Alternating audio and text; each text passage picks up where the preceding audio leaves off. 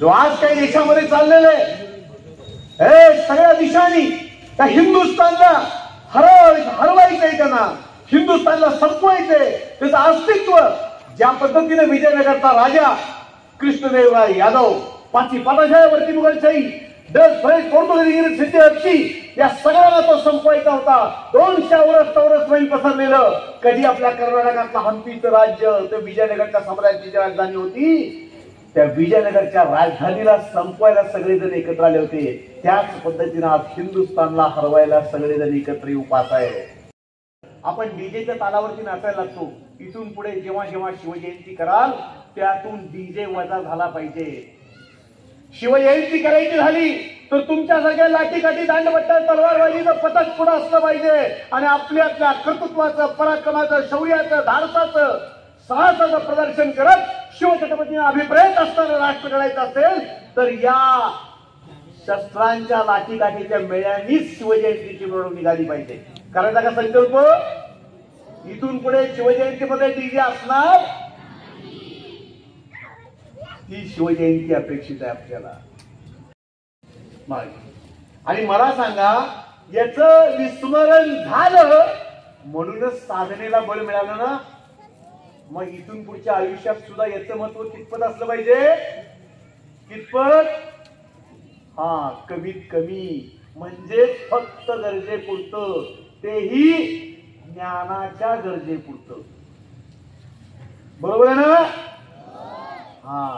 तेवढाच वापर करायचा, त्याच्या आहारी जायचं. कारण मगाशी दादांनी सांगितलंय की आमच्या पुढे अशा काही गोष्टी आणून ठेवल्या की त्याला आम्ही भुललो आणि मग आमची संस्कृती, आमचा धर्म, आमचा आचार, आमचा विचार, आमचं शील, आमचे आदर्श, आमची माती, आमचा इतिहास आम्ही विसरलो. ते विसरावं म्हणून तर तुमच्या पुढे सगळी भलावणं उभी केली. पण नाहीये, आपला तेजस्वी इतिहास आहे, साहसाचा आहे, धाडसाचा आहे, शौर्याचा आहे, काही घडवण्याचं आहे. ते तुम्ही सगळे करू शकाल, परंतु साधना अत्यंत महत्वाची. 32 वर्ष सोहळ्याचा धारकरी व्हायचं ना आपल्याला. इथून पुढे शिवजयंती साजरी करत असताना आपले आचार ठरलेत की नाही? इथून पुढे 10 दिवसात वाचेचा वापर हा केवळ चिंतन मननासाठी. उच्चार कसा आहे? संस्कृत भाषा किती सुरेख आहे. तुम्ही आज सगळे शिकलात कसे उच्चार करायचे, सूत्र काय आहे नाही का, आलेल्या अतिथींचं स्वागत कसं करायचे सगळे शिकलात की नाही? मला सांगा, आधी साधी बाब होती. गणपती उत्सव सगळ्या बेळगावमध्ये उदंड होतो. मला माहिती आहे, स्पर्धेनं होतो की नाही? मोठ्या ताकदीनं होतो, श्रीमंतीनं होतो, ऐश्वर्याने होतो. पण मला सांगा, ओम यज्ञेन यज्ञमयंत देवस्थान धर्मानि प्रथमान्यासन, ही विश्व प्रार्थना तुम्हाला येते का? येते का? आत्ता शिकवली का? याच्यापूर्वीच येते. ती सगळ्यांना यायला हवी. ती विश्व प्रार्थना आहे. काय होतो म्हणजे 3 कडव्यांची गणपतीची आरती म्हणताना सुद्धा आम्ही रेकॉर्ड लावतो. आम्हाला स्वतःला ती पाठ बोल की नाहीये. हे वास्तव आहे, मी बोलतोय ते. गड्यानं हे संपलं पाहिजे. अथर्वशीर्ष मुखामध्ये असलं पाहिजे, रामरक्षा असली पाहिजे, मारुती स्तोत्र असलं पाहिजे, हनुमानच्या दिशा असली पाहिजे. अनेक गोष्टी आहे की आपल्याला 100% मुखोद्गत असल्या पाहिजे. ते पहा कसं बोलतंय, ते कशी साधना करताय. दुर्दैव आहे हे सांगत असताना आपल्याला त्यांचा आदर्श सांगा. आपण बाप आहोत, आपला आदर्श जगाने घ्यावा. इतकी संस्कृती महान आहे, त्यामुळे आपण कुणाकडे बघायची आवश्यकता नाही. आपले ज्याला आदर्श दिलेले आहेत ते आदर्श समोरच आपले. आपण कुणाकडे बघायची आवश्यकताच नाही. इतका ज्वलंत आदर्श आपल्या पुढे. तेव्हा शिवपाईक आणि शंभूपाईक व्हावं लागेल आपल्याला. तुम्हाला जिजाऊच्या लेखी व्हावं लागेल. सावित्रीच्या लेखी तुम्ही झालेले आहात. शिक्षण घेताय म्हणजे सावित्रीच्या लेखी झालेले आहात. मुळात आमच्याकडे पहिल्यापासून ही स्त्री परंपरा आहे. मुळात या सगळ्या देवता विद्या, सरस्वती कोण आहे? माता आहे.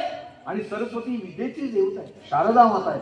त्यामुळे सगळं आईकडे सामर्थ्य, सगळं तिच्या ठिकाणी जग सामावलेलं आहे. आणि म्हणून आपण त्या साधना करत असताना आपल्या शाळेमध्ये सुद्धा वातावरण पवित्र ठेवण्याचा प्रयत्न करायचा. या सगळ्या विद्येचा, कलेचा वापर केवळ स्वसंरक्षणाबरोबर इतरांच्यावरचा अन्याय दूर करण्याकरता आणि या भारत मातेला कुणीही वाकड्या नजरेने बघण्याची हिंमत करणार नाही, यासाठी करायचंय. जर मला सांगा त्या पर्यटकांमध्ये ज्यांच्या डोळ्या देखत त्यांच्या पतीला त्यांच्या भावाला गोळ्या घालण्यात आल्या, त्याच ठिकाणी जर या रणरागिणी असत्या तर काय झालं असतं? किमान त्यातल्या 4-6 जणांना तरी वाचवण्यात यश आलं असतं की नाही? अहो, आमच्याकडे अशी परिस्थिती झाली की आम्ही टिकल्याच काढून फेकल्या मस्तकावरच्या आणि अल्लाहच्या घोषणा. हे भय का निर्माण झालं आमच्यात? जिजाऊ सारखी का उचलून आपली तलवार नाही उपसली? राणी लक्ष्मीबाई सारखी का नाही घोड्यावर उडी टाकली? का झालं? हे आम्ही शस्त्रास्त्र हे शिकलो नाही म्हणून झाली. बरोबर ना? आमच्या मनामध्ये भय राहिलं. दांडपट्टा तलवारबाजी चालवणारे जुने लोक सांगताय होते ना. हा, घड्यानो, ही जर आमची परंपरा आहे,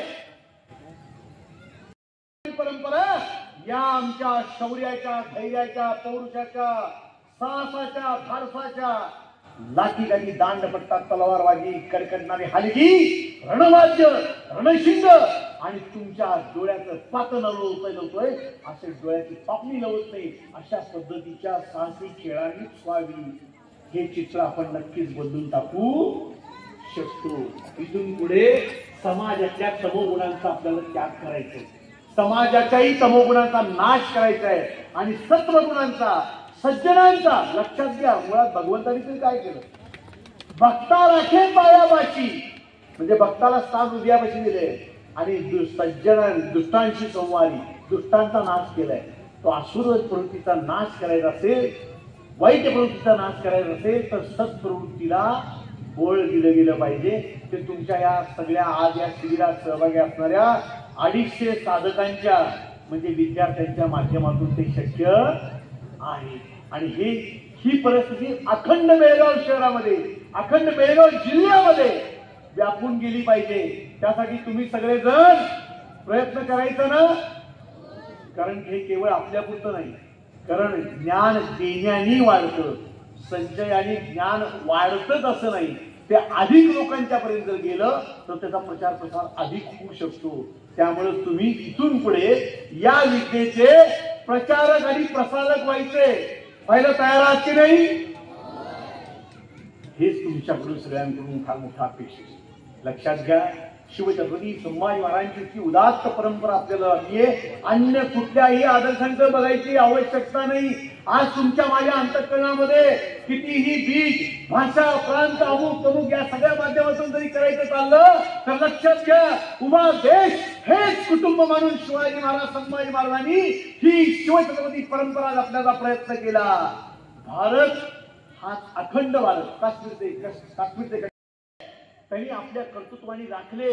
जरी ते टाकळी आदिलशाही करत होते तरी ही सगळ्या राजांना मांडलिक करून घेतलं होतं, परंतु त्यांचा कुठलाही अधिकार कपात केला नव्हता. त्यांच्यावरती कुठले अन्याय केलेले नव्हते. जेवढं राखता येईल, जेवढं होता येईल तेवढं हिंदू संस्कृती टिकवण्याचा प्रयत्न पुण्यश्लोक शहाजी राजांच्या माध्यमातून झाला होता. परंतु आज दुर्दैवाने त्या परंपरेचा कुठेतरी द्वेष केला जातो आणि कुठंतरी आम्ही वर आहोत, आम्ही उच्च आहोत हे सांगण्याचा प्रयत्न केला पाहिजे. सगळं संपवलं पाहिजे.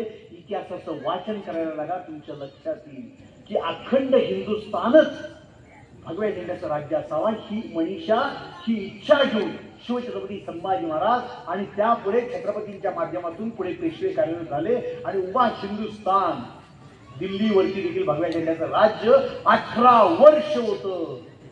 दिल्लीच्या बादशाला की आता तुम्ही लहान लहान मुलं पण इथं आहेत. मी पाहतोय की ज्या लहान मुलांच्या हातात मोबाईल जातोय त्याचं लक्ष आपल्या आई वडिलांकडे पण नसतं. अगदी छोटी 2-3 वर्षाची मुलं पण अगदी शाळा गेलं तर मोबाईल चालू करतात. ज्यांना मोठ्यांना कल्पना नाही ते त्यांच्याकडून होतंय. तर ते टाळावं ही विनंती करायला मी आलो होतो. मी जास्त बोलणार नाही कारण तुम्हाला जे प्रात्यक्षिक दाखवायचं आहे ते फार महत्वाचं आहे आणि खूप वेळ पण झालेला आहे. मला एक या व्यासपीठावर एक विनंती करायची आहे. बापूंना मी सांगितला होता विषय. बेळगाव शहरामध्ये गेल्या 15 वर्षापासून जे शिवजयंती बिघडवण्याचं काम चाललेलं आहे डॉलीमुळं, ते थांबवायचा प्रयत्न या कामातून झाला पाहिजे. कारण शिवजयंतीला जे चित्ररथ होतात बेळगाव शहरामध्ये ते पाहायला अख्खा महाराष्ट्र हिंदुस्थानातून लोक येतात. इतकी मोठी शिवजयंती बेळगाव शहराशिवाय कुठेही देशात होत नाही, नव्हे जगात सुद्धा होत नाही. पण इतके उत्कृष्ट देखावे दाखवत असताना बाजूच्याच गाड्यावरती डॉल्बी लावून हजारो तरुण नशा करून जे नाचत असतात, त्याच्यामुळे ही संस्कृती आपली बंद करण्याचा जो डाव चाललेला आहे तो हाणून पाडण्यासाठी हे उत्तर आहे. आणि पुढील काळामध्ये आपण हे काम प्रत्येक पूर्वी होत्या गल्लोगल्ली लेझिम मेळे होते, लाठी मेळे होते, ते पुन्हा निर्माण करण्याचा प्रयत्न आपण करूया. शिवप्रतिष्ठान या कामाला सदैव हातभार लावत राहील. धन्यवाद. धर्मवीर छत्रपति श्री संभाजी महाराज की जय. भारत माता की जय. हिंदू धर्म की जय.